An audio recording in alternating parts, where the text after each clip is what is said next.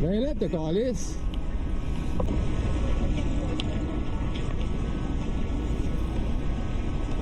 Qu'est-ce qu'il y a, là? Qu'est-ce qu'il y a? Peux-tu t'aider? Débile. Pourquoi? Pour quelle raison? Parce que c'est débile de te promener à cette vitesse-là quand le monde... Ben, je roulais à 20, man. T'as-tu vu la vitesse, mon asti? Tu sais à qui tu t'adresses? Mais toi, tu t'adresses à qui, là? Directeur national de la santé publique. C'est quoi le rapport? Ils vont te trouver. C'est-tu que t'es capable, toi? Vous le reconnaissez, Luc Boileau, qui était sur Sainte-Catherine, sortait visiblement d'un restaurant de restauration rapide, s'est fait surprendre par ce qu'on comprend être un quelqu'un qui est sur une trottinette. Là. Je pense qu'on peut le voir rapidement. Cette personne-là qui a un casque avec une caméra, a tout filmé de l'échange. Lui qui roule en sens inverse sur Sainte-Catherine, rue à Montréal, qui brûle aussi une lumière, notamment qui était prioritaire aux piétonnes. Et bon, il y a l'aspect politique, là, Luc Boileau, personnalité publique, vous l'entendiez, qui dit « sais-tu, je suis qui, moi, puis je vais te faire arrêter », puis après ça, l'autre qui commence à courir après, mais ça illustre bien ce qui se passe sur plusieurs routes du Québec, là.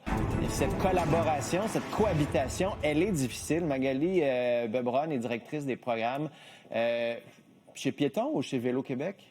Chez Vélo Québec. Chez Vélo Québec, non, pardon. Madame Bebron, bonjour. C'est pas un cycliste, là, mais ce genre de situation-là, on le vit comme cycliste avec les voitures. Les voitures le disent. Tout le monde avait son opinion aujourd'hui. C'était assez intéressant en disant « ouais, ils sont fous, les trottinettes, ouais, les piétons ne regardent pas quand ils traversent, ouais, les voitures sont tout croches ». La cohabitation sur les routes, principalement à Montréal, mais là, de plus en plus avec le transport actif, c'est compliqué.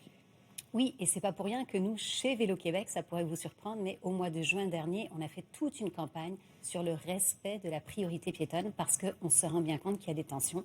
Et on voulait rappeler aux cyclistes qui sont nos membres et que nous représentons qu'ils ont des responsabilités à l'égard des usagers plus vulnérables. Vous savez, on est prompt à rappeler que comme on est petit, les plus gros devraient prendre soin de nous, les automobilistes, les camionneurs par exemple, mais on voulait retourner le miroir et dire aux cyclistes, ben vous aussi vous avez des responsabilités et un piéton, il est roi et on lui doit la priorité, le respect. Ah ouais? Est-ce que le message a été entendu? Non, mais il y a plein de gens qui vont dire, bah ouais, ils disent ça, mais on le sait, les vélos là, à Montréal, les vélos, le piéton est roi rarement, là. Non, mais on se fait souvent dire de parler à nos cyclistes comme si on avait une petite oreillette comme ça dans l'oreille de 4,5 millions de cyclistes au Québec. C'est pas le cas, mais effectivement, on sait que ces tensions-là arrivent. Les piétons, les cyclistes, les usagers du transport collectif, ça devrait être les meilleurs alliés du monde. Puis un piéton, c'est pas un piéton, c'est quelqu'un qui est dans l'espace public, qui devrait pouvoir déambuler. Ouais. Et c'est jamais le fun de se faire prendre par surprise par quelqu'un qui arrive d'un endroit inattendu, à une vitesse qui nous surprend. Donc, on peut comprendre parfois que sous le coup de l'émotion, quand on s'est senti soi-même en danger, on réagisse un peu fort. Puis est-ce qu'il y a des manières, je sais pas, vous êtes peut-être pas psychologue, là, mais de calmer les tensions? Parce que, tu sais, ce qu'on a vu, là, ultimement, c'est quelqu'un qui est surpris, qui se choque, l'autre qui embarque, et là, on fait juste l'escalade des tensions. Est-ce qu'il y a moyen de calmer ça? Est-ce qu'il faut absolument plier les chines ou dire hey, « je m'excuse » Est-ce que quelqu'un, le trottinettiste, aurait dû s'excuser dans ce cas-là? Comment on désamorce ces situations-là qui auraient pu virer là, à la violence assez vite, là? Oui, bien, la rage au volant, la rage au guidon, malheureusement, c'est pas très rationnel. Puis ce sont les émotions qui prennent le dessus. Et c'est certain que quand on s'est senti menacé dans son intégrité physique, on a d'autant plus tendance à réagir. Mais je vous dirais, il y a des automobilistes qui, quand on touche leur voiture, se sentent personnellement attaqués. Alors oui, il faudrait peut-être se rappeler qu'on est tous en train de se déplacer, reconnaître nos torts quand c'est le cas. Puis là, en l'occurrence, on a effectivement un trottinettiste à contresens qui arrive de quelque part, on ne s'y attendait pas.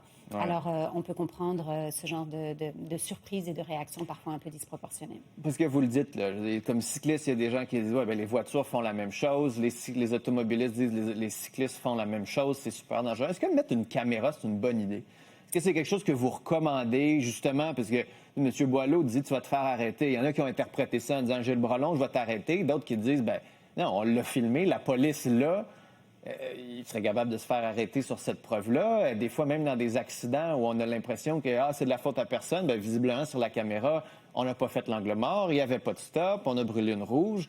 Est-ce que c'est une bonne idée de mettre des caméras sur nos moyens de transport? Certains cyclistes vont le faire justement pour documenter leurs expériences et avoir une certaine preuve quand justement une situation dégénère. on ne se mettra pas à prôner ça pour l'ensemble de la population. C'est bien certain que ce n'est pas nécessairement la solution. OK. Magali Bebron, merci d'avoir été là. Bonne fin de saison. Il y en a qui vont faire du vélo tout l'hiver aussi, alors soyez prudents. C'est peut-être le mot d'ordre pour tout le monde. Derrière un volant, un guidon, une trottinette ou même à pied. En effet. Merci d'avoir été là, au plaisir.